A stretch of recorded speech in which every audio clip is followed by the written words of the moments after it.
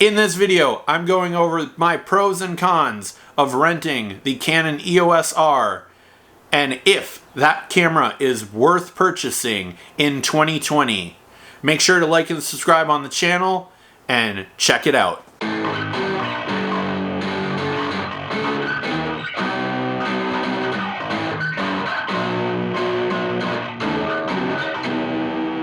I would say yes.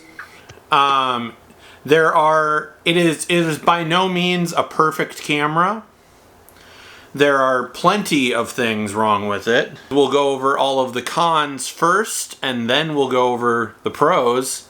The sync speed's not really great for the flash. The sync speed's actually probably around 1/50th, if not a little lower, because at 200 you see a little bit of a banding for the X sync for the flashes. And for me, that's not a deal breaker, but it's the only thing that really concerns me, because I do so much with off-camera flashes and stuff like that.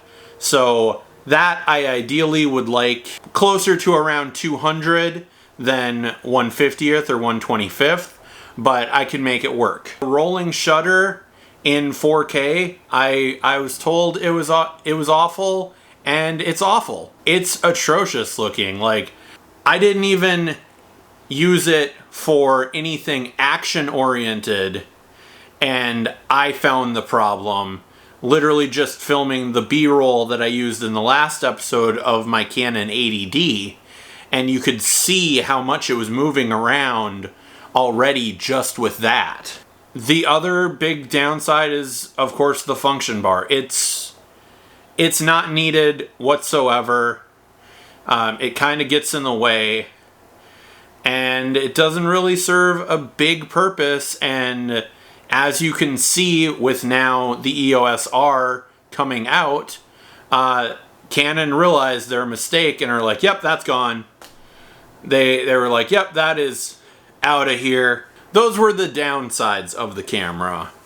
The upsides of the camera. One of the things that not many people talk about, and for a shooter like myself who likes doing some quick behind the scenes video, and for the pro wrestling shows that I shoot, I am quickly switching between photo and video all the time. For a while I was always having two cameras, one dedicated for photo, one dedicated for video, and then I switched to just using my 80D and just switching the settings. And that works, pretty well, but all the reviews that I've heard of the Canon EOS R, it's such a pain to switch from photo to video unless you're in a controlled environment.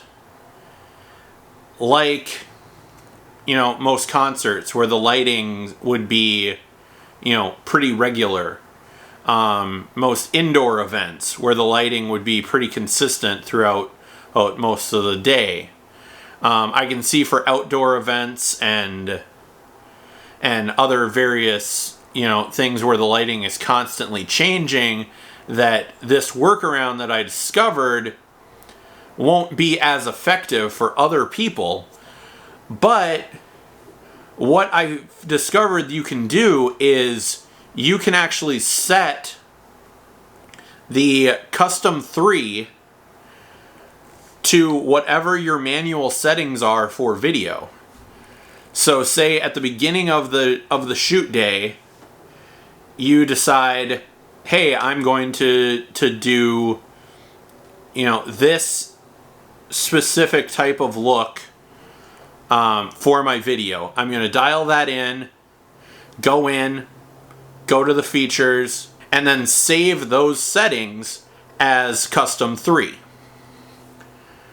And custom 3 is what the record button does when you are in photo mode. So you can literally be firing off shots and then move your finger back, hit the record button, camera will switch just slightly, switch into video mode, do your shot, hit record again, you're back into photo mode, back in to take photos. And the photos on this camera, oh my God. I am so happy with some of the stuff that I filmed and shot this week. Kind of coming out of lockdown a little bit, it being, very social distanced and adhering to protocols as much as I can, and wearing a mask at pretty much all times when I've been shooting. Everything has been super tack sharp, and it's been able to do things that my ADD wasn't able to do.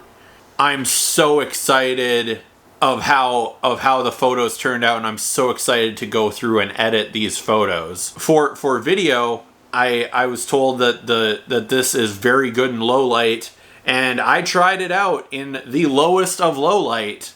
Literally an LED hoop photo shoot with my friend Emma Vex that was pretty much entirely lit by her LED hoop. And the video turned out great. The photos were a little more difficult, but LED hoops are always difficult to photograph, no matter what settings. And the fact that we went to this bridge and it was completely dark except for her hoop, and obviously her hoop's moving around all the time. And because it was so dark, the camera, as good as the focusing is, as I'm literally looking at it and it's just tracking on my eye right now, even though I'm wearing glasses, which that was one of the things that I noticed. Next week we'll do a video with my dear friend Searhouse. The photos that we took with her glasses on, the eye didn't detect it as well, but it still did a really good job. So in the hula hoop, the LED hoop photos, it was a little difficult to get the focus, but it always is in those situations. The next shoot that I did was real estate headshots for my friend Thor, who runs Basement Boy Banter, and you'll see him on episodes of Super J Recap up on this channel, all that kind of stuff. He needed professional looking headshots, and I was like, I've got this camera, it's got really shallow depth of field, so I think it would be really cool to actually get you in front of a house and have you nice in focus, and then have the background be nice and blurry because it's a full frame. And I really like how those photos turned out.